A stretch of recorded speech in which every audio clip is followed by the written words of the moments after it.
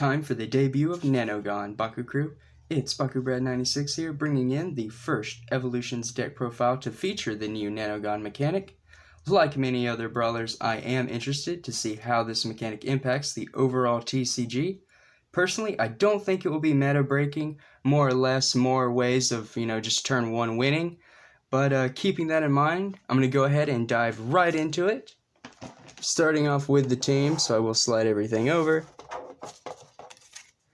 Of course, there is Aurelus Platinum Sharktar, double orange shield, B power of 406 damage. When landing on an orange shield, you do get to steal an opposing Bakugan's Bakucrew, which is a very nice effect. I really like it, and it makes Platinum Sharktar really great, especially in damage builds, which is what this deck is.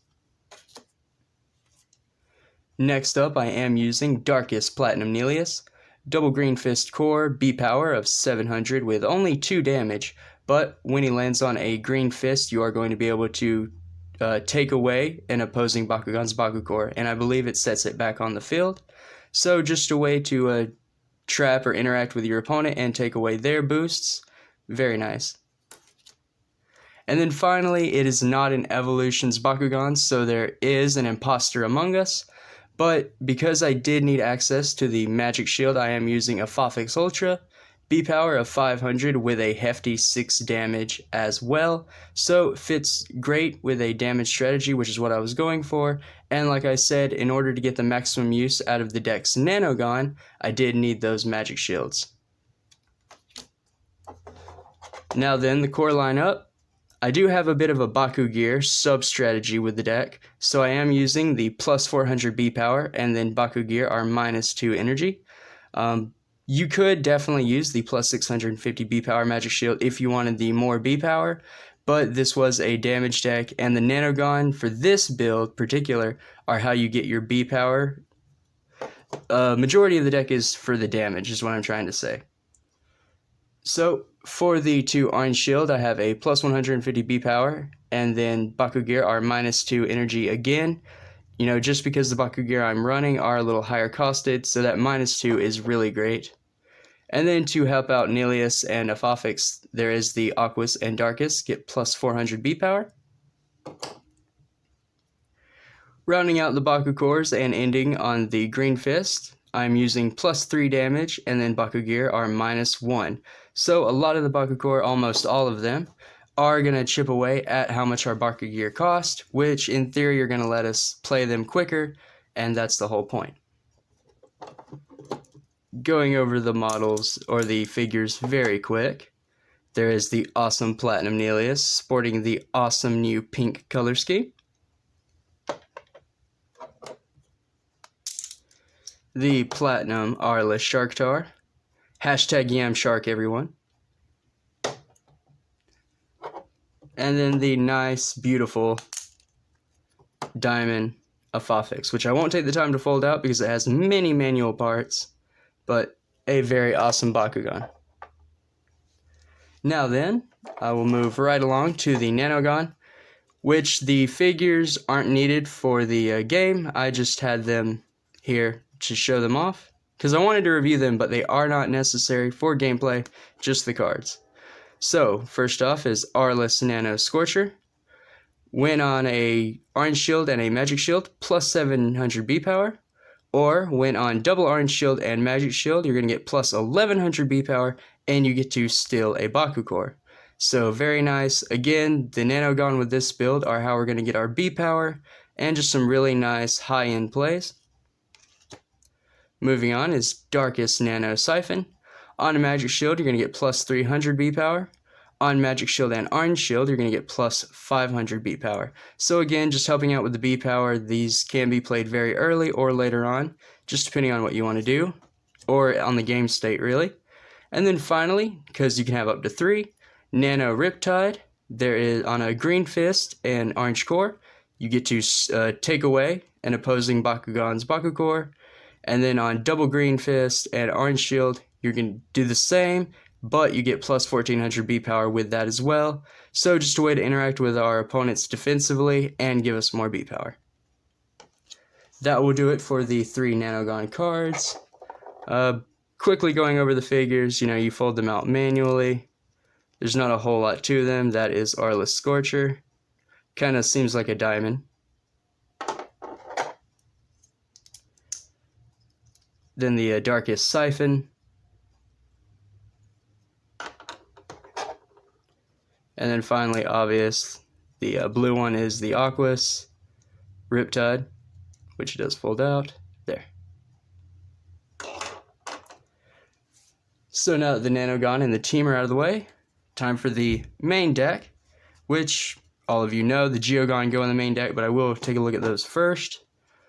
I am running Darkus Arcleon, 2 energy for a B power of 1000 with 7 damage. It is a damage deck after all, so 7 is very nice, and for 2 energy, it's a very good play. On a green fist, plus 500 B power, and on an orange shield, plus 3 more damage and Shadow Strike. So that is preferably the core you want to hit, but yeah, because 10 damage is really nice. After that is Aquos Swarmer, 2 energy for a B power of 600, 9 damage, again, really huge damage, and you get to reroll. So Geogon with the reroll effect or ability are very nice. And then lastly for the Geogon, it is Aurelus Centurion. I didn't use this a whole bunch during Geogon Rising. I got it towards the end of the year, so I did want to put it in one of the newer decks. 3 energy cost for a B power of 800, 5 damage, which isn't bad at all, but then Victor, you do get to draw 3, so it gives us some card draw for a turn.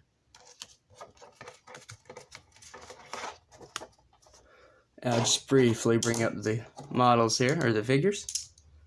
For anyone interested, here is Darkus Arcleon,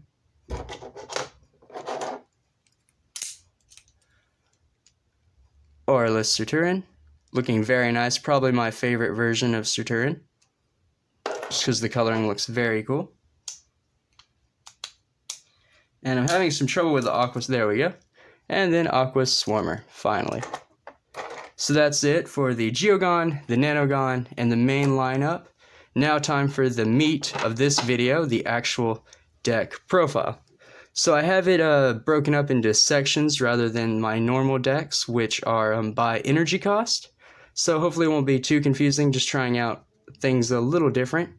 First off is kind of the card draw to the deck. So I have 2 deep dive, 1 energy to draw a card, and you may re-roll your Bakugan. Just helps with re-rolling, helps us hit those core, because in this year, the Bakugan and the core you land on need to be specific for the Nanogan and their own abilities, so re-rolling helps even more now so than in previous years. After that is Improvised Armor, 3 energy for plus 2 damage, and you get to draw 2. It is a damage deck, so the plus 2 is nice, and drawing 2, again, this is my card draw we're taking a look at first. After that is Pyro Storm, so kind of card draw, but, a searcher card. 2 energy to reveal the top 4 cards of your deck. You can put up to 1 action, Bakugear, Evo, and Hero revealed this way into your hand. The rest go on the bottom. Just a way to kind of dig for what you need. Now on to the heroes. I do use 2 Lightning, which for 2 energy, when you open a Bakugan, it gets plus 3 damage. A very nice way just to throw 3 damage on your Bakugan every turn, because heroes stick around. This is probably my favorite hero card, just saying, and it's Lightning. Really cool. The only other hero I run is Shun, it does give us a small B power bump. For 5 energy, your Bakugan get plus 200. So just a way to kind of help. Now for the damage cards. 2 Thunderbolt, 1 energy for plus 3 damage. 2 Body Breaker, 2 energy for Battle Mastery. Choose one, either plus 300 B power or plus 4. Probably never going to hit that plus 300 B power, but the plus 4 damage is usually what at least I would use in this particular build. And then just some one-ofs. Claw Cutter, 2 energy for plus 4. Razor Fin, 2 energy for plus 3 damage and a Frost Strike. Water to Ice, 3 energy for plus 5, and then if the Bakugan is holding an orange shield, you get to draw a card. I guess that could have been a card draw card as well. Whoops. Hack Attack, 4 energy for plus 7 damage. And then Aurelus Power. If you have an Aurelus Bakugan, you choose a player to discard a card. So it can kind of mess up the opponent's strategy. Honestly, I would have 2 more of these and run a full set of 3. I just have the 1 though. If you have 3, change the deck how you see fit because 3 of those would really help. 2 Trailing Dragon, 3 energy for plus 200 B power and plus 4 damage. And then if you energize it from your hand, you can pay 2 to draw a card. Doubt it will come up, but 3 for 4 isn't awful, and the 200 might help along the way. Reality Ripper, 5 energy for plus 10. You're not going to get the fusion effect, which is choose a player to discard a card for each fusion Bakugan on your team. Not running any, but I thought the 5 for 10 would be fun. I don't use this card enough, so I threw it in. Now onto a combo that is all too familiar on my channel. It is the Darkest Night Monstrous Surge combo, so I run 3 of each. Darkest Night, for 2 energy, you get a Bakugear with an armor rating of 1. If another card causes you to reveal this from your hand, you give a Bakugan plus 2 damage. Otherwise, it gives a Bakugan 100 B power and 2 damage by itself. So very good, but where that comes up would be the Monstrous Surge. 4 energy for plus 800 B power, and then Sync. You can reveal a card in your hand that costs 2 energy for plus 4 damage. So the whole idea behind this is play the Monstrous Surge, reveal the Knight, get the plus 2 and 4, so get the 6, giving you a 4 energy cost card for plus 800 B power and 6 damage. Which you can even play the Darkest Night if you have enough energy on top of that for even more damage. Just a fun little combo that I like to use in my Darkest decks, especially when they're using damage or they're damage centered. Now the other Bakugear cards I run, I did mention they were higher costed. Aurelian Accelerator, 6 energy for a Bakugear with an armor rating of 4, but it does give a Bakugan 400 B power and 4 damage. At the very least, this does soak up a huge attack off the top, or you can play it as an energy card. That's the same principle behind these two, whether we get them out early or not with the Baku cores I use.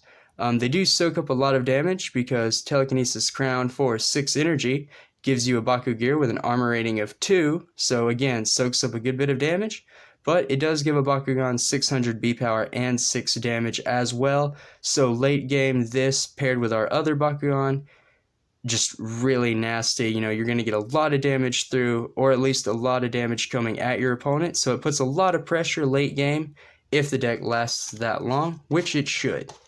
Because I do have a small defensive package to wrap up the deck profile, and that's what I'll get into now. So going up against fusion decks you could use, or at least I have this in the deck, Darkest Glare, 2 of them, 1 energy for -2, but if you play it on a fusion Bakugan it's going to get -8 instead. So a really good card that comes out of nowhere against fusion players.